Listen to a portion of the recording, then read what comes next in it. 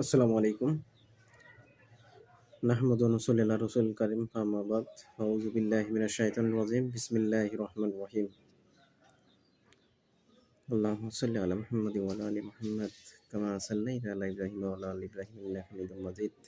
আল্লাহুম্মা বারিক আলা মুহাম্মাদিন ওয়া আলা আলি মুহাম্মাদ কামা বারাকতা আলা ইব্রাহিম ওয়া আলা আলি ইব্রাহিম ইন্নাকা হামিদুম মাজিদ।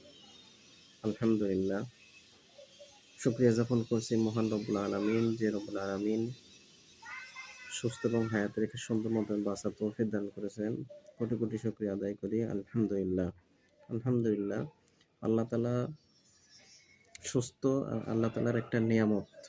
এই নিয়ামতকে পেয়ে আমাদেরকে অবশ্যই নেক হায়াতের কাজে লাগাতে হবে। একটা আল্লাহ তাআলা প্রত্যেক জীবকে সৃষ্টি করেছেন তার একটা উদ্দেশ্যের জন্য। আল্লাহ তাআলা পৃথিবীতে যত মাখলুক সৃষ্টি করেছেন, কোনো মাখলুকই অকারণের জন্য না। দুনিয়াতে যত কিছু সৃষ্টি হয়েছে সবকিছু আমাদের সর্বশ্রেষ্ঠ মাখলুকাত হচ্ছে মানুষ। আর মানুষের জন্য অন্যান্য যত সমস্ত জীবজন্তু আছে এগুলা সব আমাদের খেদমতের উদ্দেশ্যে।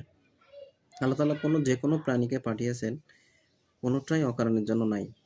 কোনোটা আমাদের যেকোনো আমাদের প্রয়োজনে, আমাদের খেদমতের প্রয়োজনে, আমাদের দৈনন্দিন আসবাবপত্র যেটাই বলি না কেন, আল্লাহ তাআলার এই নিয়ামতকে কোনোভাবে অস্বীকার করা যাবে না। সূরা রহমানে আল্লাহ তাআলা বারবার বলছেন যে ফাবিআইয়ি আলাই রাব্বিকুমা তুকাজ্জিবান, অর্থাৎ আল্লাহ তাআলার কোন নিয়ামতকে তোমরা অস্বীকার করবে।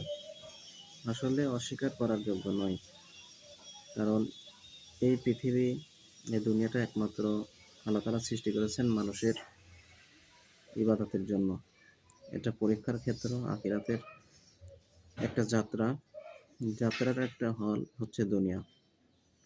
এই জন্য আসুন, এই দুনিয়াতে থেকে যারা আল্লাহ তাআলার হুকুম মানবে, নবীর তরিকায় চলবে, তারা আসল কামিয়াবি।